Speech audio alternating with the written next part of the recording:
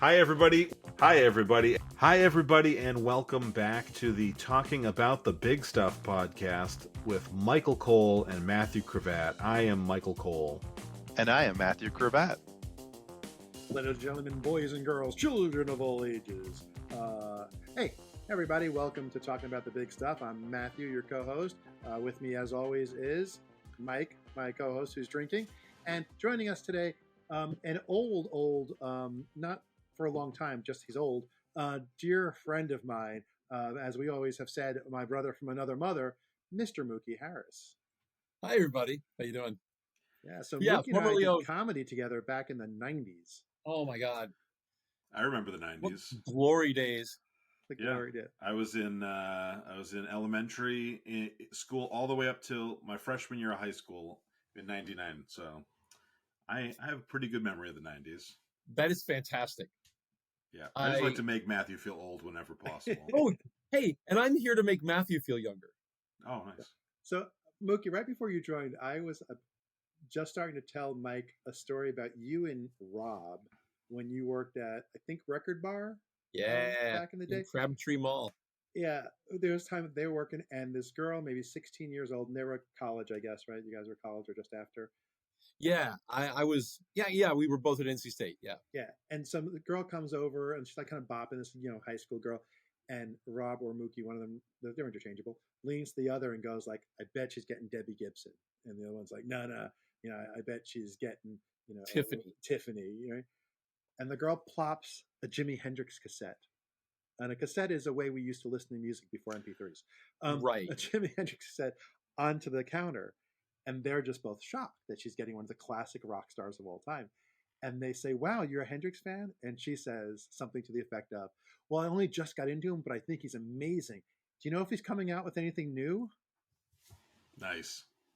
So I'll tell you guys a little story that reminds me of. I was at lunch today with some coworkers. Matthew, you know Subba. Subba was there, and we went to a hibachi, and she videoed the flyer going up, and she's like, "What song should I put on it?" And I was like, "You should put Light My Fire by The Doors."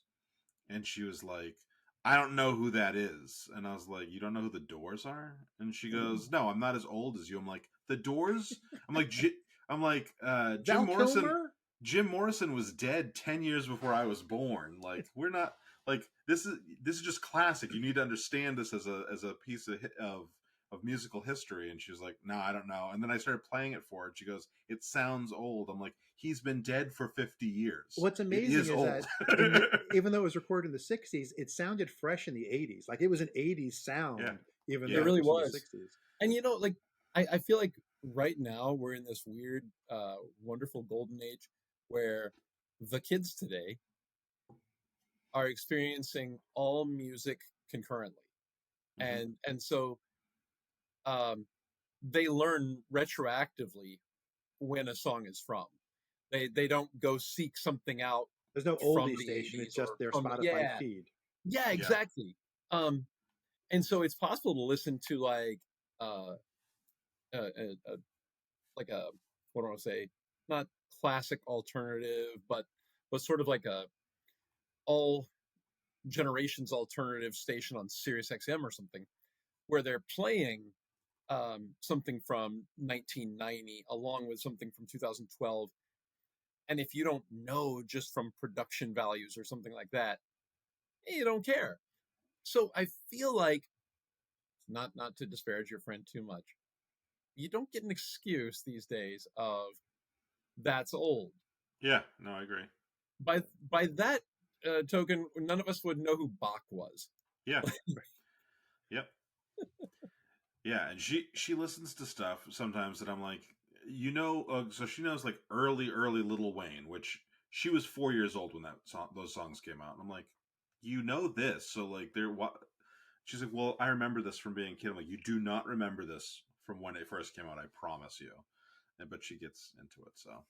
My partner Kelsey is younger than me, but into older music than me.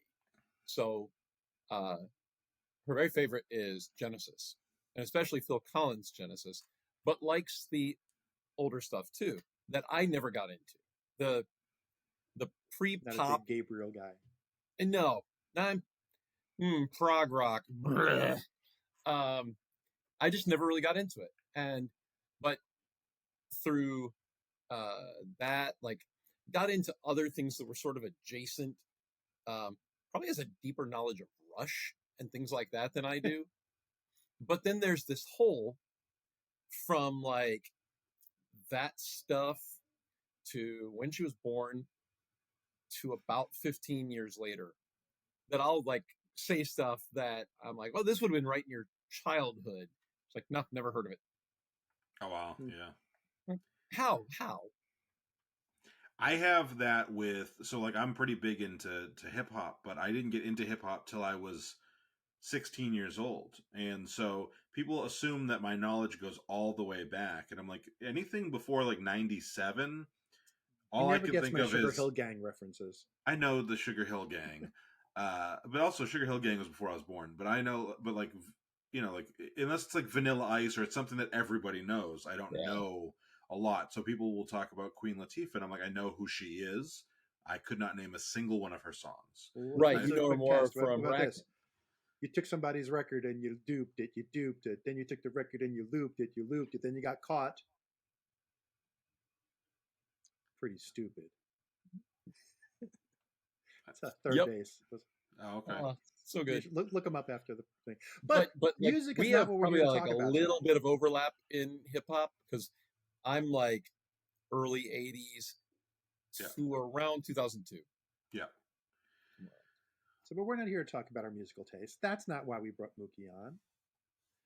We brought Mookie on because he and I were texting the other day, and we hit upon a topic that we thought was cool to talk about, and it was kind of like the concept of silver linings. But it was when like bad things happen, especially big bad things in your life, but good things end up happening coming out of it because life is a roller coaster, and good and bad things happen in sequence.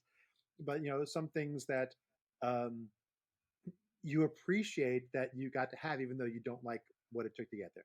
Like, for example, maybe having a horrible marriage, but having a child that you truly, truly love out of that horrible marriage would be an example of that kind of thing. Absolutely. Or having a horrible, horrible child and then getting to keep your spouse that you really love because of the horrible child. Oh, that's what my parents did with me. Logan can't hear you, can he? No, not Logan, me. My parents had one terrible child, and they love each other more because of it. So there you go. That's good. They teamed up against you. Yeah, Matthew mentioned that we did improv together, and I, as Matthew does, I teach an amount of improv as well, and so I'm constantly intaking improv theory and philosophy, but also that's stuck in my brain when I encounter real life problems and things like that too, and so it influences everything. One of the tenets of improv, not rules, but tools, not rules. Thank you. Yeah, is the idea of looking at everything as a gift. So if we're doing an improv scene and I expect, you know what? Let me give this example. There's a guy I know who plays here, and he's a wonderful guy. But when he first started, he wasn't confident in himself as much as his character work, and so he would like throw everything into that, and occasionally would like pre-plan a character, and he would be so in his head about that when it came time for him to enter, he would sometimes come in as something that wasn't appropriate to what was needed for the scene. So you're in the scene and you're like, oh my gosh, I can't wait till mom gets home and sees the amazing work I've done cleaning this place. And it's me, Dracula. That scene did not need Dracula. Right. But it's a joy to be in that scene for that mistake, because now you get to play with, why is Dracula here? Is Dracula my mom? Has Dracula killed my mom? You're not my real dad, Dracula. Right, exactly. And as long as you turn whatever it was into, like, you accept the reality of what they have brought to it, it's good. Now, it's not to say that everything should be Pollyanna, and no matter what bad things happen, you go, yeah, ignore the bad. I'm sure we can search really hard and find some good in this terrible, terrible, terrible thing. Yeah. But I was well, gonna say, yeah, I think that when you come into the idea of looking at the silver lining, it's something that I think is really good on a personal level after is it cravat attack? Cravat attack, yeah. You have the shirt on yes, too. But it's something that's really good to think about personally and afterward, like after you have some space from it. So like I kind of hate when people tell you when you're in the middle of shit, everything happens for a reason. But at the same time, then after you've gotten through it, you can say, "Oh, this I'm I think that what you guys are talking about is the same thing, but it's like, yeah, this didn't happen for a reason, but there was good that came out of it." And absolutely. I think Or there's it good feels, that came afterwards that you could yeah, say, if you had not moved back to your hometown, that wouldn't have happened the way it did. Something else right, good would have happened, but not that. right, Right. right. And I think that a lot of people do conflate those two ideas, and I think that I do not like everything happens for a reason, but I do like Everything looking happens at, for a reason, but it wasn't the one you're talking about. I mean, it happened because I was a terrible husband. I mean, like that was the yeah, Yeah, reason. everything happens for a reason, and that reason is cause and effect. yeah, Yeah, yeah. exactly. It's Brownie in motion. But yes, but yeah, to your point, um, taking that step back, taking that breath, and grabbing what you can out of a thing. Mhm. I think what led into this discussion, Matthew and I were talking about back in uh, the mid 2000s. I had been married. We had moved away from Raleigh. We were living in the DC suburbs, and we split up. Not And not he and I. Him and someone correct, else. correct, I understand. Just to be clear. exactly. Um, but my wife at the time and I, we split. She stayed in Maryland, and I had nothing tying me there. We had just moved there a little over a year ago. Um, I had no real deep friendships there. Um, the job I was working was miserable, so I just moved back home. I was like, I'll move in with my parents until I figure things out. And you're looking at 6 months, and then you go do something else, which is about what happened. Mhm. I ended up moving back to Indianapolis eventually, but in that little 6 month window, uh, I found Matthew's newer improv group that had formed in the time that I was gone. They performed 2 blocks from my parents. Mm-hmm. Um, and Mr. and well, we Mrs. had known Mookie's each mom and other and dad. performed. Yes, we had known each other and performed together uh, for years. It was with a much bigger ensemble. This was a smaller group, Yeah. and So Matthew at and I that time, like became. Mookie and I were friendly, but we were barely friends. We were just Yeah, we friendly and didn't live performed near together. each Like other. we came to Yeah, parties at each other's house, but with 20 other people, not come over for dinner tomorrow exactly. night. Yeah, but then as a result of that, we got married. Yeah, then he came to one rehearsal with my group and said, "I would love to maybe perform with you one time." And I was like, "Mookie, we're performing Friday night. You're on stage if you want to. You're in the group today if you want to be in the group." Because I will say, people, you may have noticed, but Mookie is one of the funniest people and one of the best and giving improv performers I've ever worked with. So Oh, Mookie quickly joined our group and then went to join our old group, rejoin them, and they have a no compete policy. And when he mentioned to the then owner that, oh, well, I was going to perform at Matthew's group too, um, Richard felt the same way I do. Any Mookie is better than no Mookie. So he was like, oh, you don't have to sign it then. Like, you can perform in both places. You don't have to sign the no compete.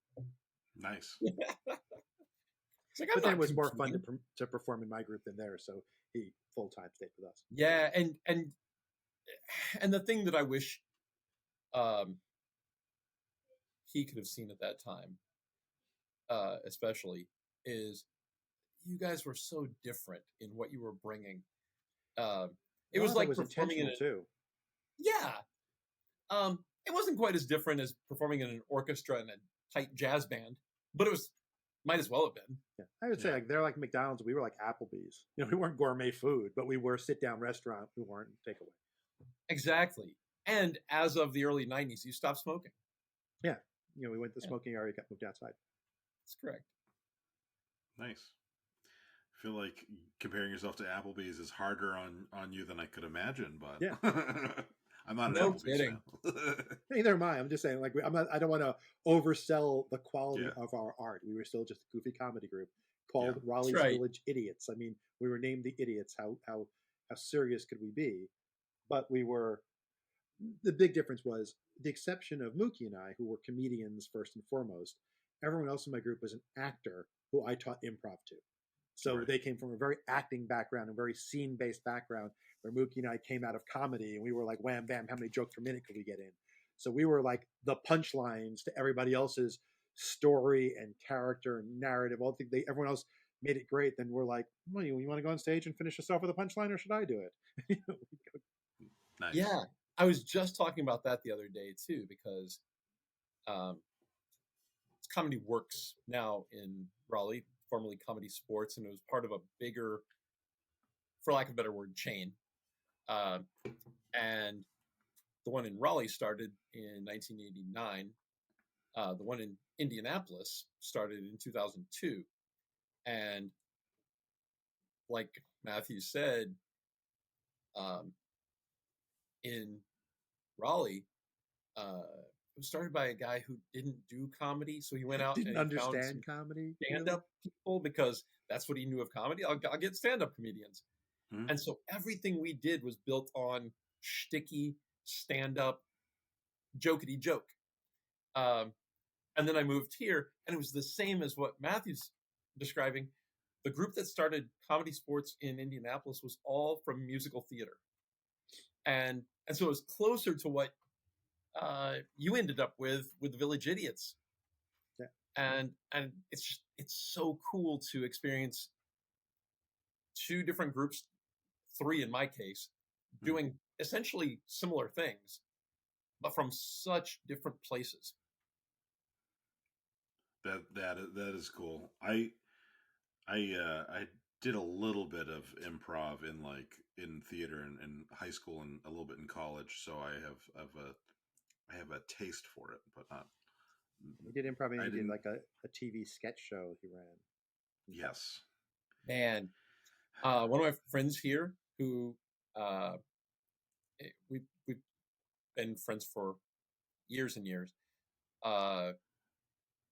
She was that close to being Molly on Mike and Molly.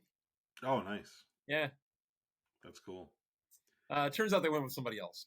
Yeah. Don't know who that was, but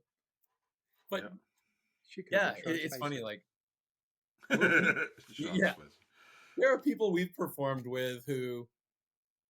Well, here's the story I love telling, because I don't even know if you know this, Matthew. I took film classes at NC State, and there were a couple of guys I hung out with all the time, and then there were a couple other people in the class who I didn't know as well. One of them being former NC State basketball star Chris Corciani, who would just come in when he wanted to and sit over there someplace. I used to hang out with Corch at Clues Cognac and Hot Dogs, and then he eventually bought the pizza place next door after his basketball career. Are you serious? Yeah, before he went into real estate for a while, he owned the pizza place. Fantastic. Yeah, nice guy. He was just never there. He didn't have to be. But so we would go over to Brugger's Bagels across the street fairly regularly. And every now and then there's this other guy who would join us. I've got a name in my head of what person you might be leading up to, so I'm sure you know. See if I'm right. Because I think I have an idea too.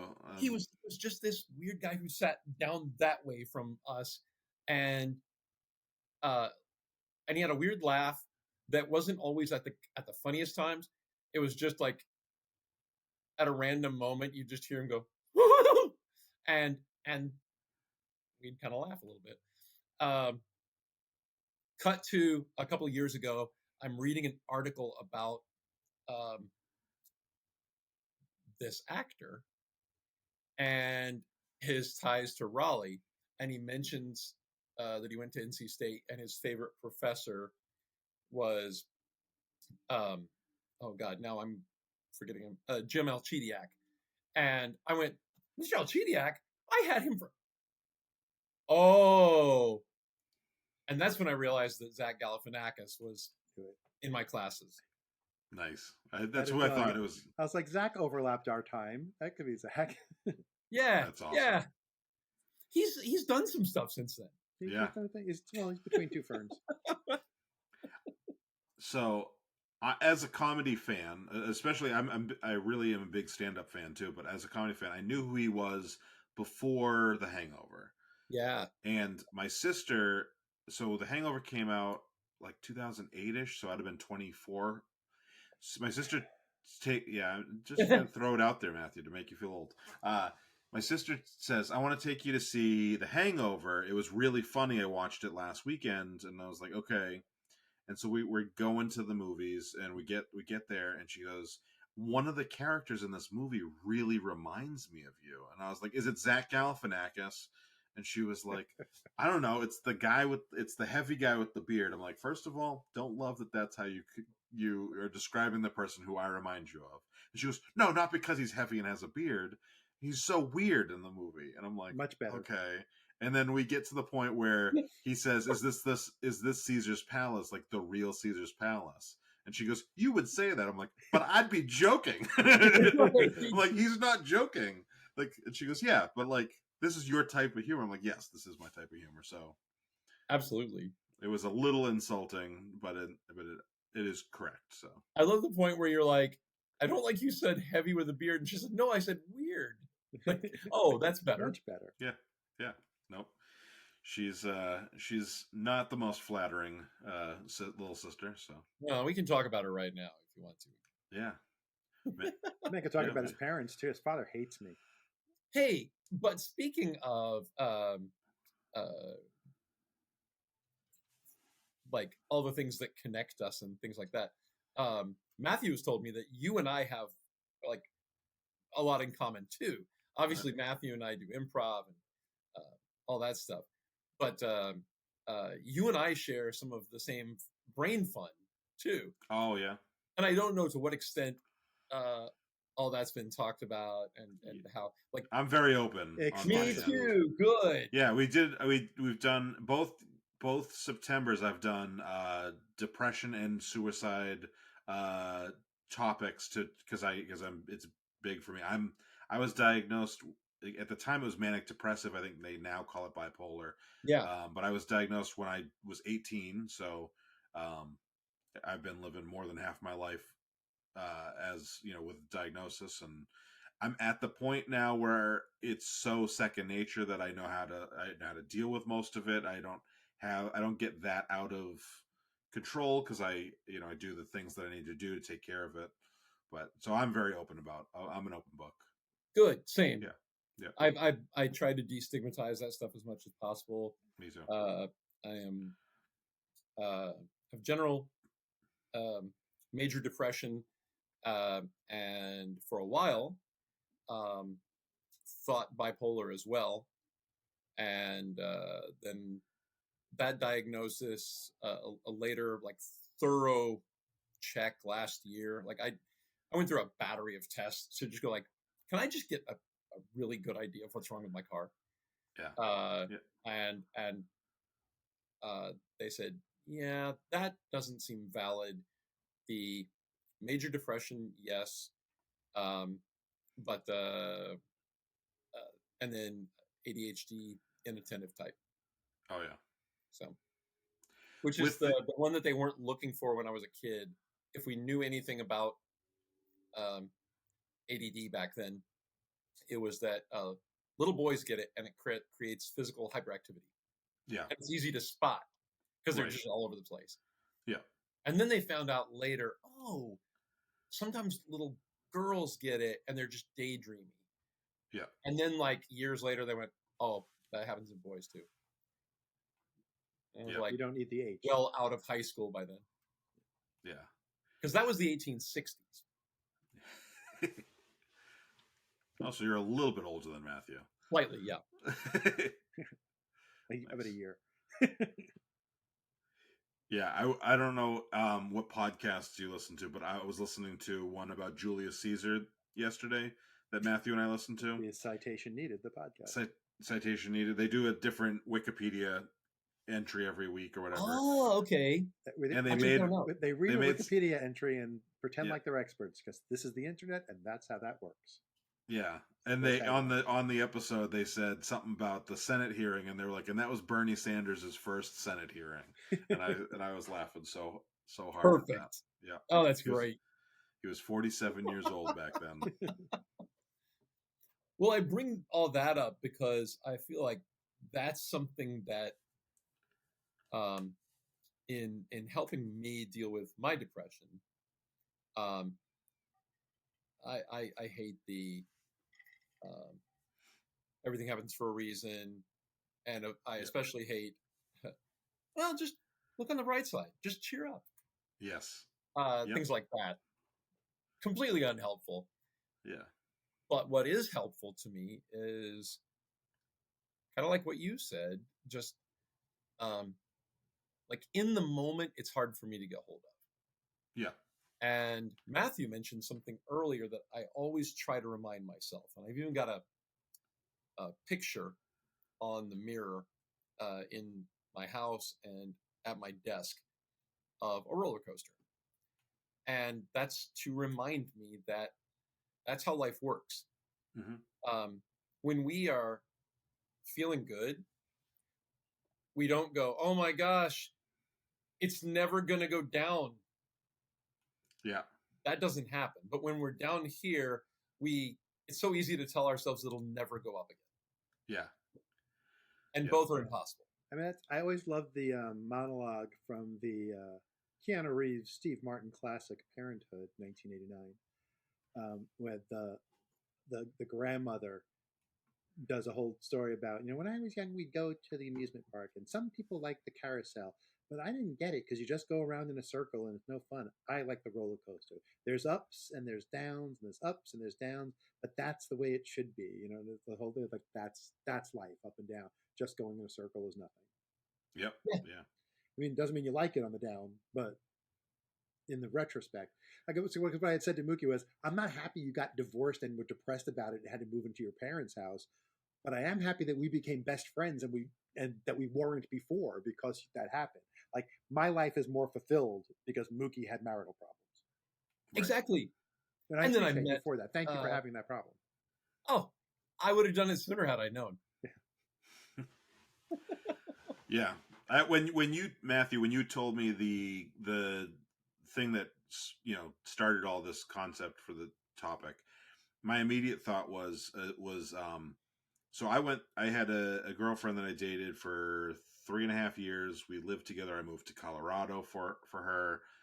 It was a major piece of my life and a major upset. And I thought I was going to marry her. I had the ring on layaway. I had like all these things going on. And then we broke up, and she helped me get this job. Once I got the job, she broke up. I think that was her way of kind of like gently like letting me go so that I wasn't just completely helpless. But it was a shit show, and it was miserable. I was miserable I had to live with her for 4 or 5 months after we broke up while I waited for a transfer back to Massachusetts, because you had to be outside the 6-month window to transfer, and the job was too good to give up. And so it was just like a complete, like nightmare situation. And even though we were like cordial with each other, it was still, that's just a nightmare situation. And so I fast forward a few years, I meet my wife, and we're talking about, our pasts, and I explain that. She's like, that really sucks. And it's come up a bunch of times in the last 13 years that I've been with her. And I'm like, but that job is how I met you. Like the job that girlfriend got me, because my wife's friend worked at that job with me, and he was socially awkward and a little uncomfortable because he was new, and we were all going out for drinks after work, and he's like, can I bring a friend? And it was my wife. And so like she will always be like, oh, anytime we talk about something shitty in that period, she'll say something like, oh, I'm just so sorry you had to go through that. I'm like, but I'm here because of that. But if someone had told me in that, well, this is going to make your life better, I'd have been like, fuck off. Right. Yeah. Yeah. Because it doesn't always. I mean, sometimes you go in a downward spiral and crawl into a bottle and you're an alcoholic for 5 years and then you die. Yeah. So there's not always a silver lining. Yeah. Yeah. And yeah, that's a good point too, is there might be nothing good that comes of that. You might have to wait and something good comes over here. Yeah. But also that whole like notion that that people like to throw out of like, every time God closes a door, he opens another one or something like that. He opens a window, but if you try to climb through it, you'll probably set off the alarm and the cops will shoot you. Yeah, also you're on the fourth floor. Don't do that. Yeah. But like the idea really is that when a door in your life metaphorically closes, there are several other doors, and you have to do your part to look at them and look at what could be good through them. If you just sit there and go, no, that door closed, and that was the only door, as you stare at 500 doors. Yeah. And the next door might be like you open it and see a fire and slam it shut and try the next one. Right. And there's a tiger there. Yeah. But one door has a lady. Exactly. I have an English. Yeah. A lady. Yeah. No, I mean, it's so many good things. And you know what? I should point out, the marriage I was in, it wasn't like that was absolute hell or anything. It's just probably shouldn't have happened. Yeah. We met each other online in 96. It's like America Online. Yes, exactly. And when you were Mookie Java. Exactly, I was Mookie Java. And we hit it off really well, and would probably have been great friends. But there was so much about the way we met and all these little coincidences that seemed like something out of You Got Mail or something like that. And we bought into it. We bought into that romantic fiction. You're on the wrong episode. We talked about soulmates a couple of weeks ago. Oh, yes, I heard. And the myth really of soulmates. Oh, yeah, you did. Yeah. Yeah. Caught up. Yeah, exactly. I jumped ahead a little too, because I was like, I want to know what these guys are talking about now. But yeah, like I think we pushed way too much onto something that should have been like, a good short relationship. Yeah. But a lot of good came of it. I moved to Chicago. I took improv classes while I was there. I ended up moving here eventually and met a ton of wonderful people and got the best job I've ever had. Yeah. And I still get to talk to people like you. Yeah. Which is wonderful. I think it's funny is that I think after Mookie moved back to Indianapolis, like he says, we were 2 blocks away from his parents' house, and his parents had become addicted to our show, and they came to like literally every performance pretty much of Raleigh's Village Idiots when Mookie was there, but continued after he left. So I think eventually, I think his parents have seen me perform more times than they've seen him perform. Nice. That's correct. Yeah. And they talk about Matthew a lot more than me, which I don't. Yeah, Craig and I talk about that sometimes, how they talk about me more than you. That's true. My mom especially has this weird thing she does where whoever is not in the room is who she wants to talk about the most. So if Matthew and I are standing in her presence, she wants to talk about my brother to us.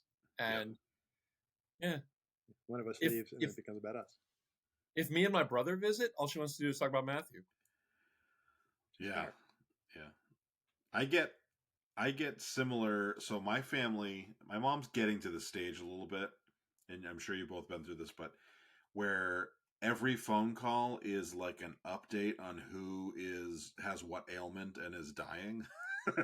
So it's like, do you remember cousin Bobby? And I'm like, nope, No. I have no idea who you're talking about. And then Yes, sometimes, you do. There are certain phrases like that that are attached to a story that, like, yeah, the words themselves, none of them might be horrible, but together they create a mental image that is instantly. Not for Mike, they don't.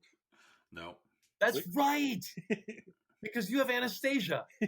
yeah, He has the Aphantasia, Princess yeah. Anastasia.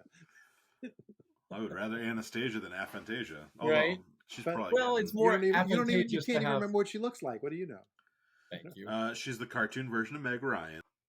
Anastasia, Yeah. I like that. I had never thought about the possibility of aphantasia until that episode, and there was like, well, of course that is possible, and of course that now makes me realize these things about these people throughout my life and things like that. Yeah. What Yeah. my favorite thing about that, and I had heard about it before, I think on another podcast, but the best thing to me from our deep dive conversation was the fact that Mike didn't know it was a thing for most of his life. Correct. Because I just thought people were using flowery language when they were like, I can see it now. I was like, yeah. Me too.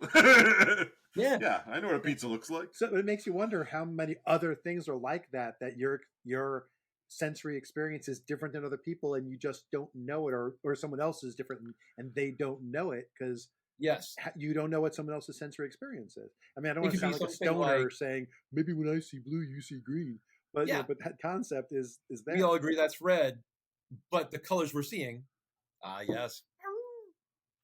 Sorry. Yeah, I always think about, like, I was just telling a coworker today, if you walk across the room, I can see that you're putting more weight on your right leg than usual, and ask, did you hurt your leg or something like that? Yeah.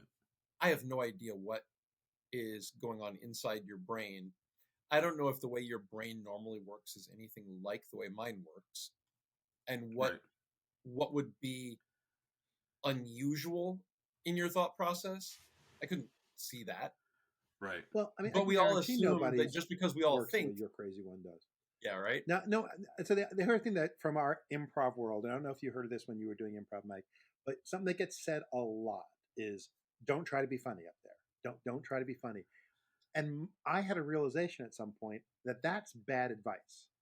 The real advice should be, don't try. Period. Because like I and Mookie we do not try to be funny. When we process the world, we process it in every possible joke that can be responded to it, and that's our nature. We're not trying. That just comes out natural. When when I'm not being funny, that's when I'm trying and not being true to myself. Yeah. I think people who aren't naturally funny think that we're trying to be funny all the time and don't realize we just can't keep the filter on all the time. We have to let it out sometimes. Yeah. I think Yeah. that not to completely disagree, but I think also that it's a muscle. So once you've trained the muscle, then you're not trying.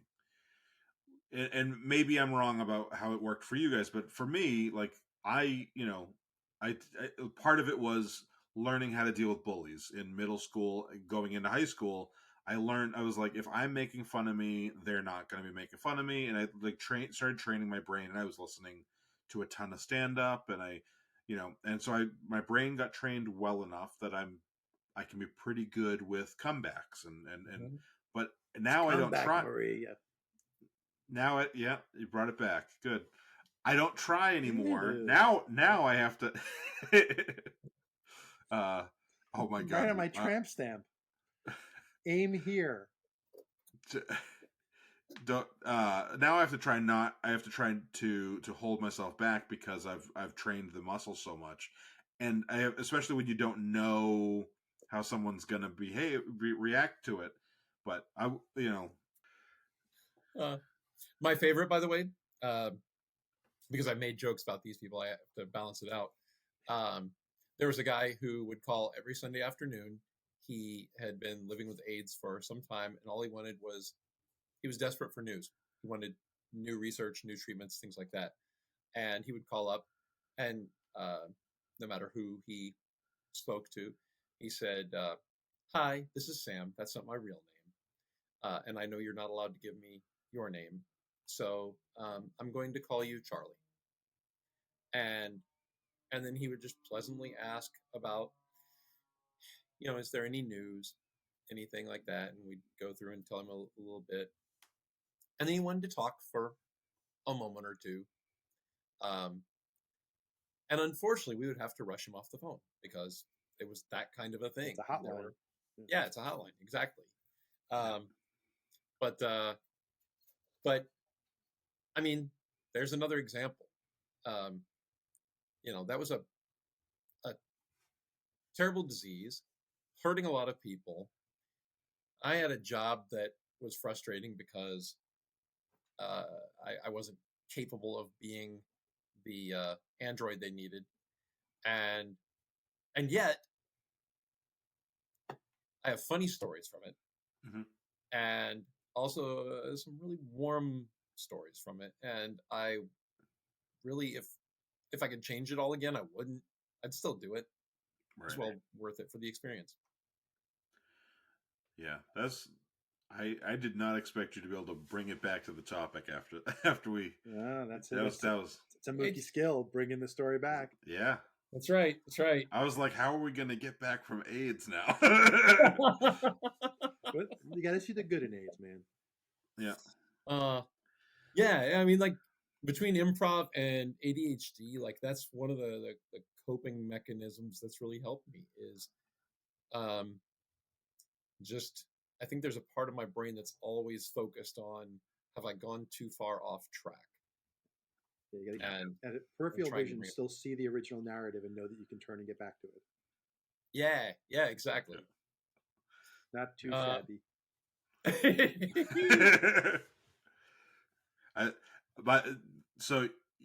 Obviously that line's about Harrison Ford. Harrison Ford met Adam Sandler, and the first thing he said to him was, "I'm half." Yes. Which is awesome. It's amazing that that's like one of my favorite Hollywood stories. Celebrity stories, yeah. Oh yeah. Yeah, Harrison Ford is just. I do not want Harrison Ford to die. I also don't believe that my words could make that happen if I wanted it to.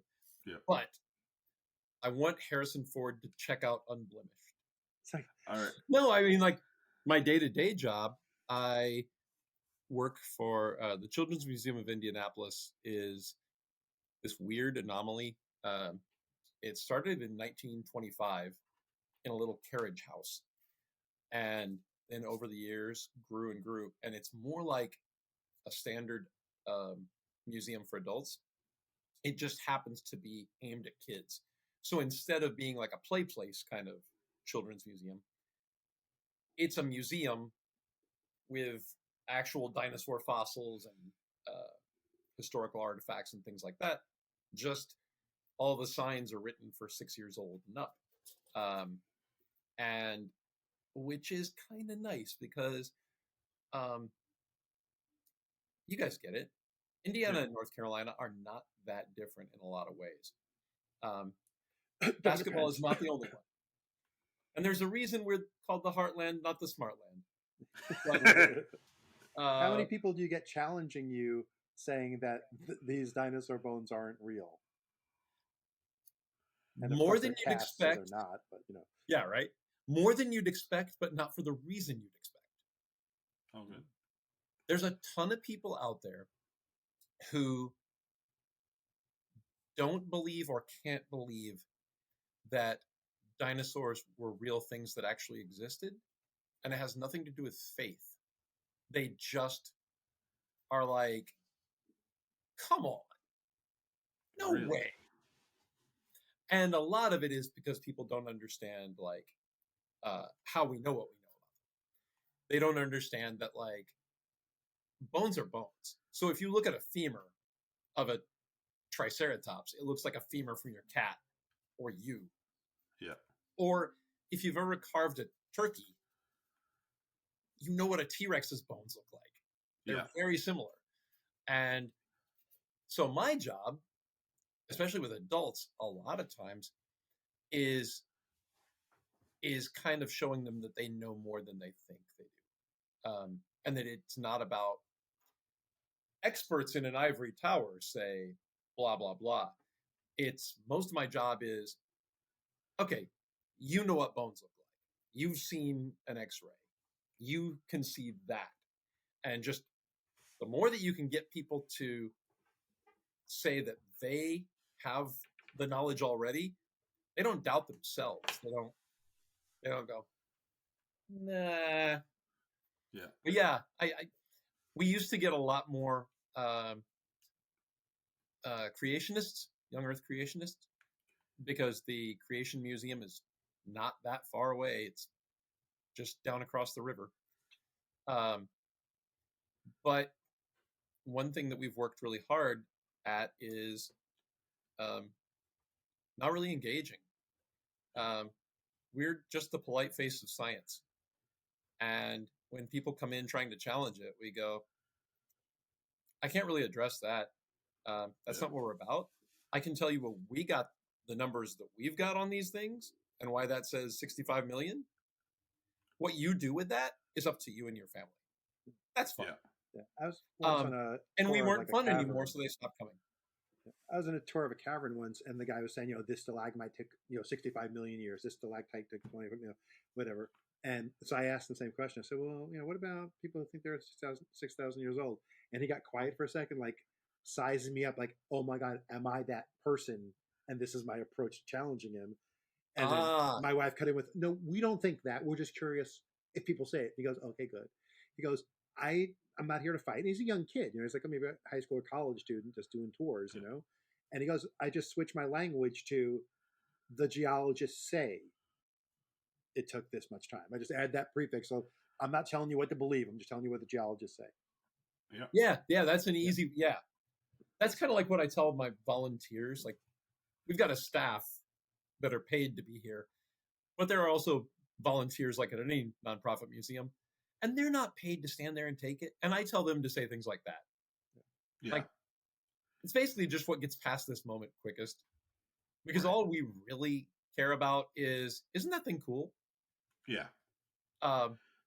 Funny thing though that you just mentioned, I suspect I get more questions about being asked questions by creationists, like how often do you get this kind of thing? Then I get questions about dinosaurs. I feel like the general adult public knows more about, there are people that don't think these existed or don't think they're older than Egypt. Then there are people who actually know some things about animals that used to be alive. Yeah. And so when we talk about bad things with good things embedded in them, this is definitely not causal, except for maybe having time to do it. But during the early days of the shutdown, Mookie started was it daily or almost daily? Weekly. Weekly, like mid-afternoon dinosaur snack time. Was that what it was called? Yeah. Where it was, Mookie would do fun facts about dinosaurs. Like, today we're going to talk about this, that dinosaur, and do fun. And my Leah and Madhavi, like, on their calendar, like they never missed one. And I'm sure there was like part of their mental health routine was being there for dinosaur. And I'm sure you probably heard that from dozens and dozens of people who, like, it was one of the bright spots of being stuck at home was knowing that Mookie was going to broadcast. And the thing that sucked the most about it was I would get that feedback. I also was working from home and had to do that. And there were just other things. And it was the lockdown. It was hard on all of us. It got to the point where just doing that content on a weekly basis was too much. And I had to stop doing that, even though I knew it was helping a bunch of people too. And it sucked. Madhavi tells me to this day, I need to do it again. I have a dinosaur. I just got a text from Madhavi. She said I need to. She probably heard me saying it. Yep. I have a dinosaur related thing that was bad that has become good. Yeah, The devil put the dinosaur bones in the ground to fool us, that is and now correct. we have Jurassic Park. So There you go. the original, not the new ones. You guys, you'll appreciate this, even though it's a little off topic. So in our dinosaur exhibit, we've got a bunch of fossils on display, but then off to the side, there's a pretend dig site where we've got a plastic copy of one of our fossil skeletons buried in gravel and epoxy that you pick apart with little plastic tools. And it's approximately as hard as it is to dig through rock with sharper tools. So you get the idea of like doing the actual work. And in a way that an improv coach would love, we get in there and we talk with kids while we're doing it. But you don't talk about the digging. That just becomes the activity everybody's doing while you talk about other things, because that's how life works. So a lot of times kids will be digging and they'll go like, how did all the dinosaurs die? And you get into that conversation or something else. So one day I'm in there and there's one kid and his dad. And his dad's standing over here. And as we're digging, something came up about velociraptors. And I said, they're pretty cool. They're not quite what they're Not made as out big to as in be in Jurassic the Park. movies, like in Jurassic Park. And he goes, oh, I know. And I said, oh, you've seen it? And he goes, yeah, a couple of times. And my grandfather worked on it. And I'm like, oh my gosh, your father worked on the movie Jurassic Park? He's like, mm-hmm. And then we went back to digging and the conversation went someplace else. And then, I don't know, maybe like 10 minutes later, his dad goes, his mom's dad is Stan Winston. Yeah, he worked on it. Yeah, Yeah, he just a worked little on it. bit. Worked on every special effect for every movie ever made. Yes. That's awesome.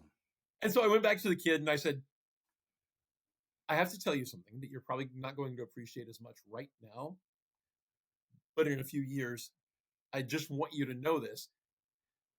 All of this wouldn't have been built if people weren't super interested in dinosaurs in the late 90s, early 2000s.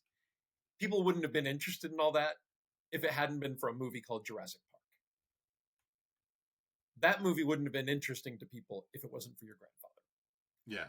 Please take that with you and please tell your grandfather thank you. That's awesome. Yeah. What like the weird flukiness of that kid just being in there digging dinosaur fossils and just chatting. Yeah. I love stuff like that. I don't think we're going to get a better note to end this episode on than that. And I'm getting hungry. Sorry, guys. But Fair enough. Matthew, do you want to do the obligatory stuff this week? Sure. Since you Quick made fun of me so hard the last 3 weeks? Like obligatory stuff.